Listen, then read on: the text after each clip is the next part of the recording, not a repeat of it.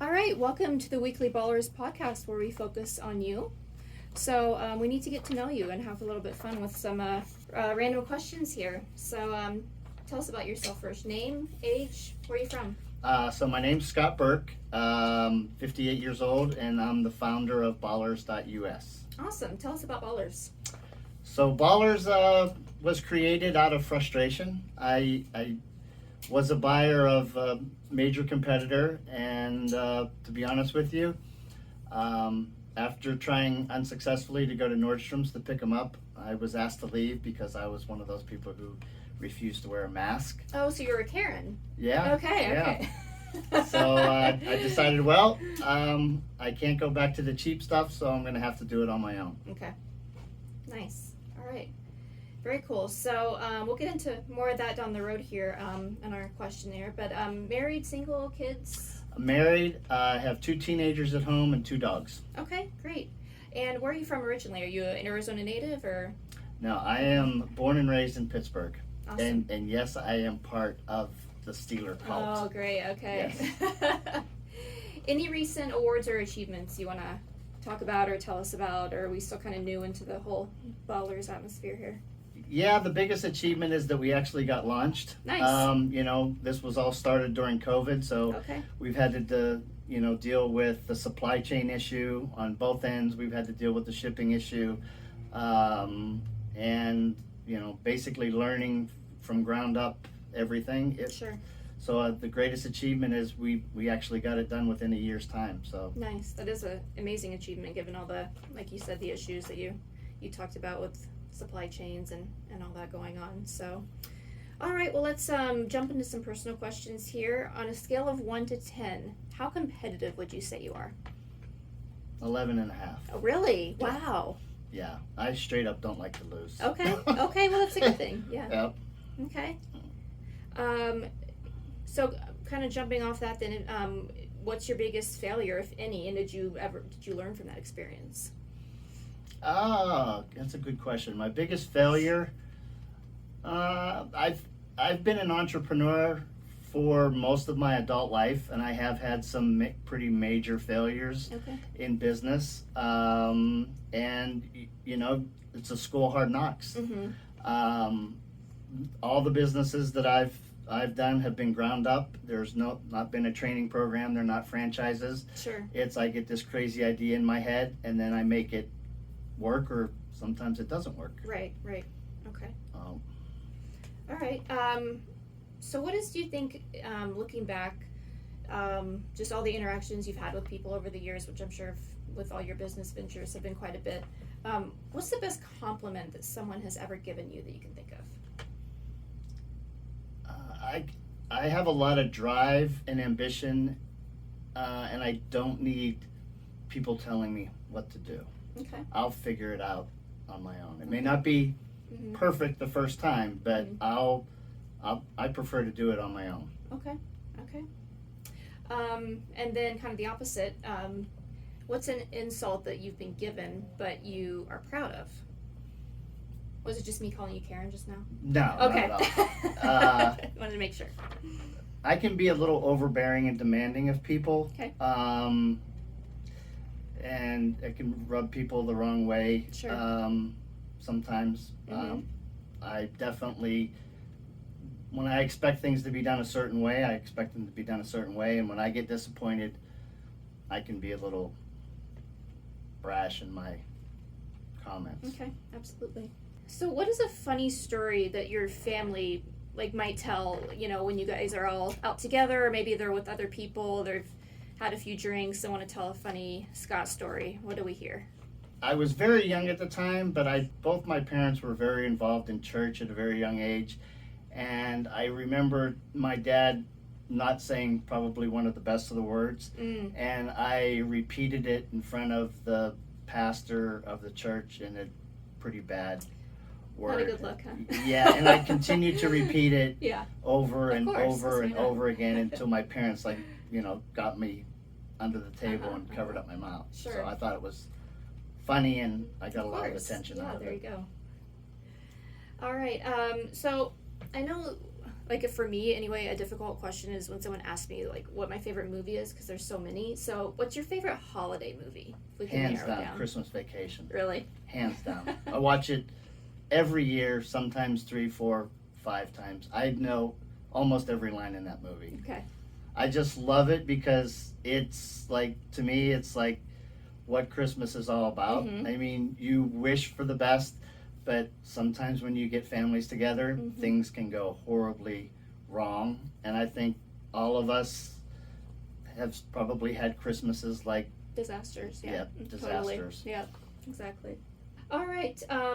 So if you could spend 15 minutes in a hot tub with 4 people, anyone like famous, non-famous, dead, alive, 15 minutes, you can talk about anything, who would it be? All right. My number one is definitely Charlie Sheen. Okay. I love good storytellers, Mhm.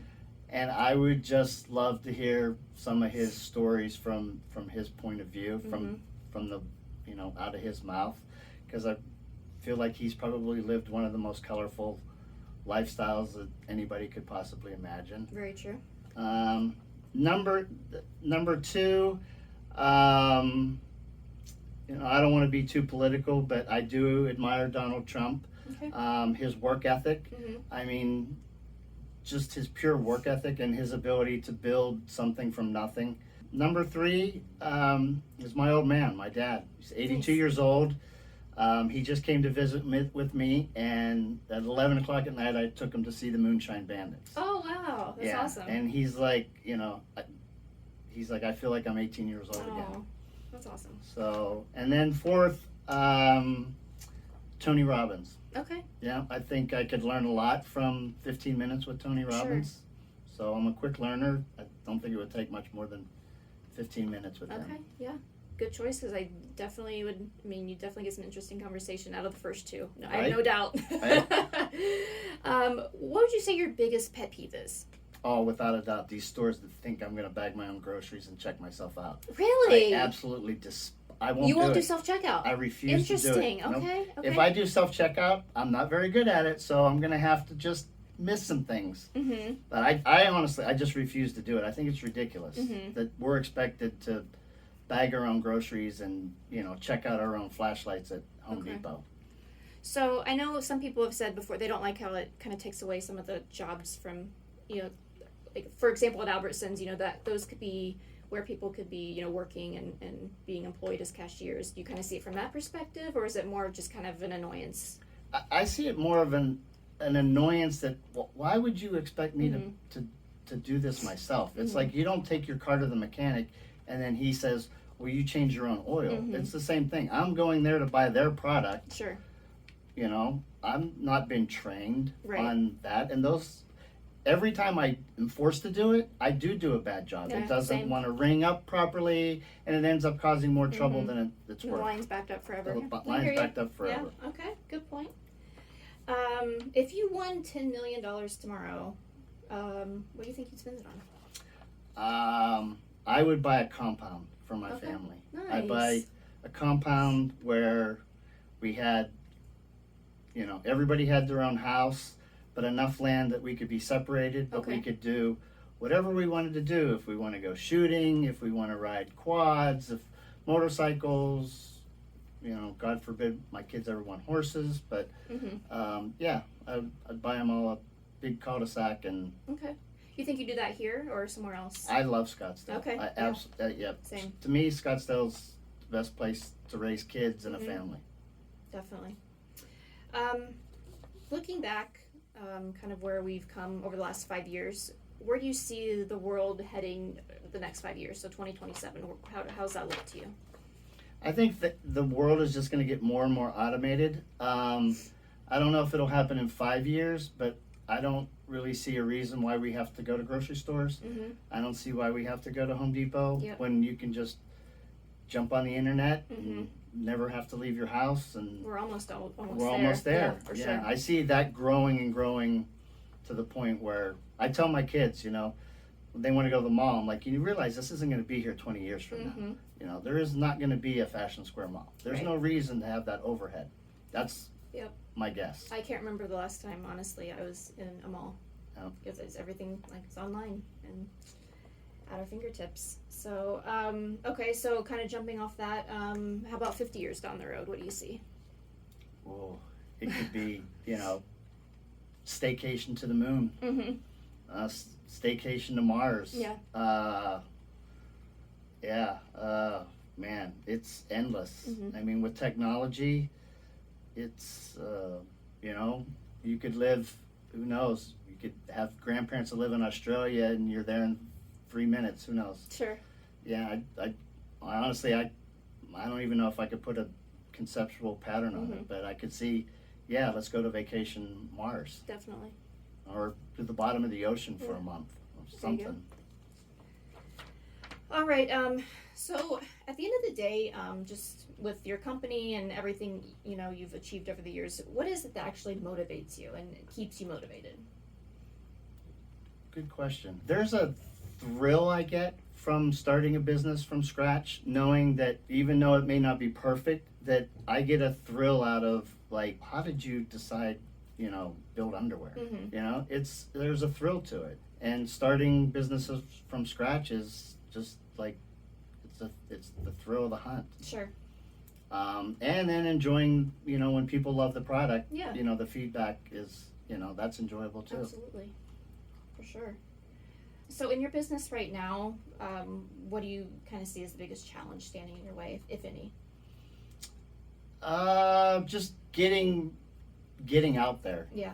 Getting our name out there, getting our product out there. It just takes time. I mean, I would love to be able to, have a Kim Kardashian, name, but I Sure. don't. Yeah. I'm Scott Burke. Nobody knows me. Mm-hmm. But my product is good, Mm-hmm. and eventually somebody's going to notice me, and it's going to be big. Nice. Very good. Love that answer. Over the years, just in business or in life in general, who do you identify as your biggest coach or mentor, the person you've always looked to for advice? I can't really put a finger on one person that I've really gone to. Tony Robbins had a partner back in the day, and he's deceased now. And I used to watch his tapes, and God, I don't remember his name, but Chet Holmes. Chet Holmes. Yep. Okay. Chet Holmes made a major impact on my life because he was a risk taker, and I just clicked with him. Sure. And in fact, I still probably have 4,000 of his CDs. Oh, wow. Yeah. Okay. So he was on tour with Tony Robbins, and I thought, wow, this guy's even better than Tony. Interesting. Okay. I'll have to check him out. What's one lesson that you've learned being in this business and something that you think everyone should learn at some point in life? Patience. Yeah. Nothing happens. I mean, everybody wants to be the next I know, Facebook, and yeah, everybody wants totally. to be, but in reality, that doesn't happen. Sure. I mean, it takes longer. I think the rule of thumb is it takes 4,000 hours to be proficient in an industry. Sure. And that's just being proficient in the industry. Then you have to get people to acknowledge that what you're in. Definitely.